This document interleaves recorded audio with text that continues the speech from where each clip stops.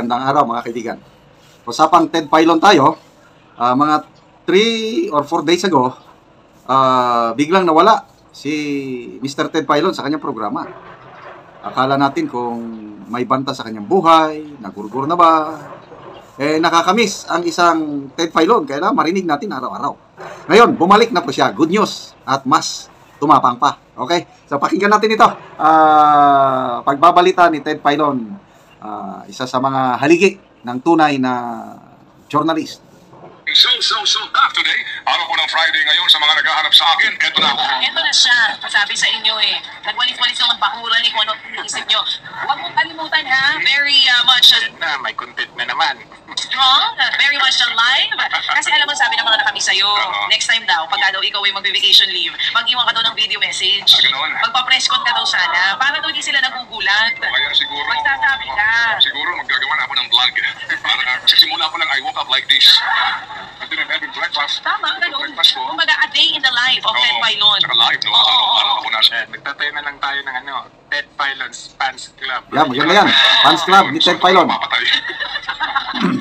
Ikaw naman, napaka-negabo. Lahat ng mga Hindi mo bagay, pwedeng lahat ng mga bagay din overall. Hindi mo pwede kung sila magpapapicture kung nasan ka. Pero ikaw na nga nagbabalik ka.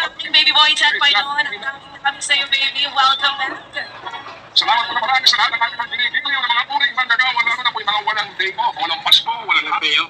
Sino kaya yung pinaringgan niya dyan? Walang day off. Yung taga Malacanang. Ang dami po nila. Ang dami po nagbibigay pugay po. Ang dami po nila, walang day off. Pero yun nga sabi natin, walang day off. So hindi pala niya day off yung ng concert. Ang dami nilang ganyan. Sa inyong lahat ng mga puring manggagawa na nagpapagalo talaga at ang galaw sa mundo ay patas. Amen.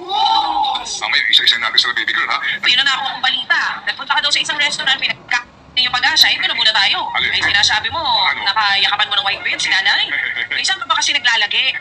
Balita ko nga din, pinagkaguluhan ka na naman ng mga umiidolo sa'yo.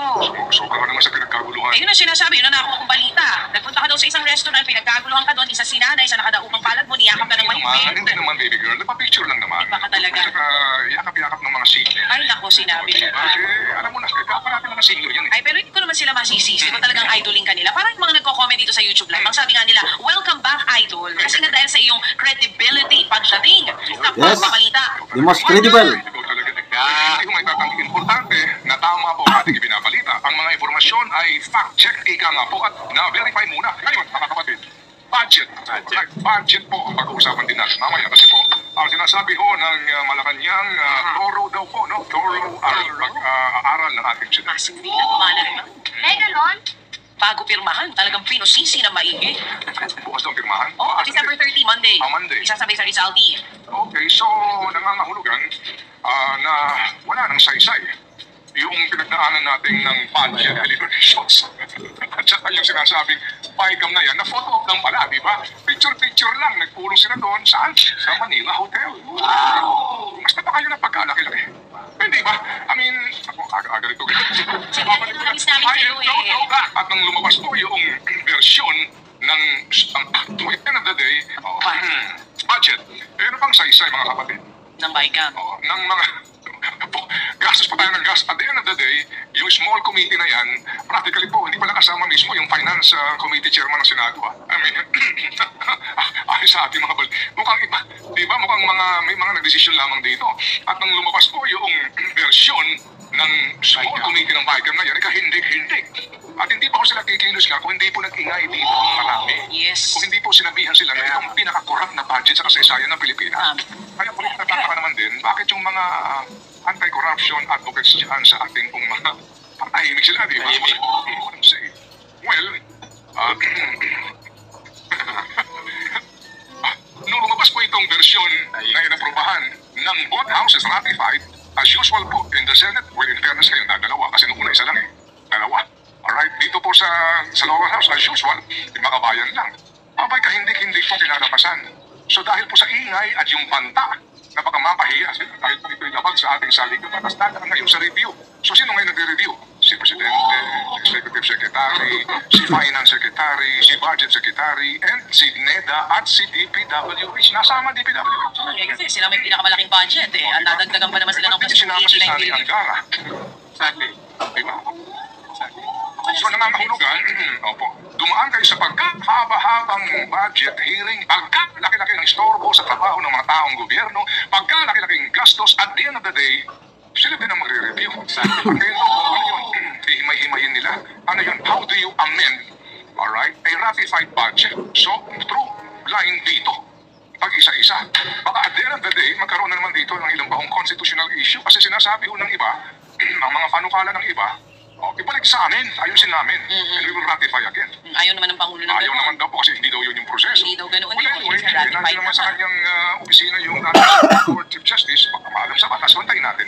At basically po mga kapatid, dito po sa isyong ito, kaya po nangyayari ito kasi hindi ko tayo nakikialam. Mabuti na lamang at may mga tao, and we have to give credit sa mga political. No? Sabi lang po mga close-oriented persons na concerned sa budget na ito. Maaari pong pulaan na, i-bash na ho na kung ano, huwag ipasinin yun. Kasi dito mga kapatid mamaya hihimayin po natin ito ulit. Itong issue po ng budget na ito para nyo maintindihan kung gaano ka-importante. Lalo pa at sa pinakahuling balita po ng Treasury Department natin. Kunin mo yung business page yan, sinasabi ko kanina. Anong sinasabi dito sa balita? Budget deficit reached 1.2 trillion pesos in Oh, first 11 months. Yan po ay 1.2 mula nga trillion. January to November 2024, mga kapatid. 1.2 trillion pesos budget deficit. Oh, wow. So, nangangahulugan mga kapatid, opo. Yun daw pong revenue collection natin, 4.1 trillion pesos. Yung pong 11-month expenditure is 5.3 trillion. Kaya 1.2 trillion ang ating deficit. Tama. So, we're spending so much doon sa ating kinikita. Oo. Sobra ang ginagastos natin sa kinikita. Okay, so basically po dito talaga kailangan magtipid, di ba? Magtipid. Magtipid sino? Dapat gobyerno, di po ba? Pero naramdaman nyo ba na nagtitipid po sila? So, nabis nyo. Speaking of tipid, ano yung pahayag ni Executive Secretary Bersamin the other day? Sabi niya, the President is prudent. Ano ibig sabihin ng prudent? Yan, nag-iingat, nagtitipid. Prudent in spending, programming and spending our limited resources. So ano ngayon? 1.2 trillion pesos ang budget deficit. Palagastos ang ating gobyerno. Gastos ng gastos. Kulang naman ang ating income. Kaya yun, mangungutang na naman ang gobyerno natin para mapunuan yung budget deficit. So, anong klaseng prudence ang sinasabi ni Executive Secretary Bersamin? Namiss ka namin. Namiss ka nila kaya masayang-masaya sila. Ikaw talaga. Oh.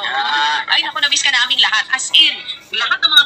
Yes, nakakamiss nga. Si Ted Filon, mga 4 na araw atang nagbakasyon. Di okay lang din yan. Basta kailangan natin ang kagaya ng isang Ted Filon na walang takot. Mas matapang ngayon kaya nakapagbakasyon. Mabuhay ka, Ted Filon at DJ Chacha.